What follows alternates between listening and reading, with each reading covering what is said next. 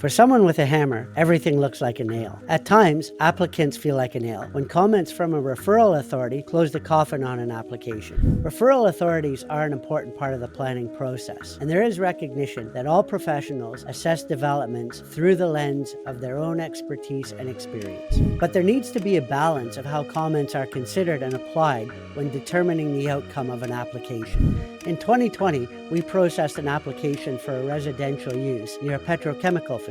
The residential use fell short of the recommended 250-meter separation distance put in place to reduce the impact of air emissions and odor. The Environmental Protection Agency was a referral authority, and their feedback recommended a rigid application of the 250-meter separation, that the legacy groundwater contamination in the area be considered due to potential negative health issues. To address the 250-meter separation, a reduced separation could be supported if sufficient mitigating factors were demonstrated.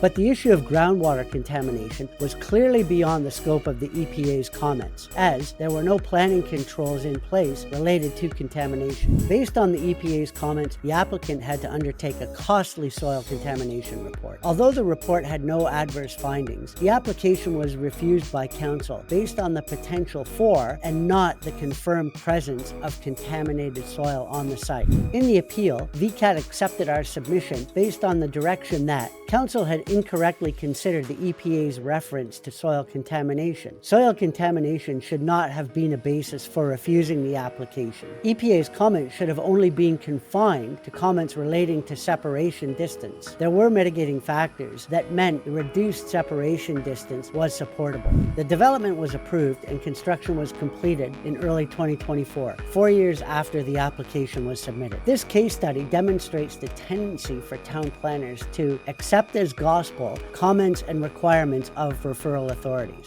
It is a difficult but necessary requirement for town planners to qualify comments from referral authorities and to consider them, and more importantly, the relevant planning instruments. If you have a development that you would like to move forward with and need help navigating what could be a challenging planning process, give CS Town Planning a call so we can talk to you about preparing your application.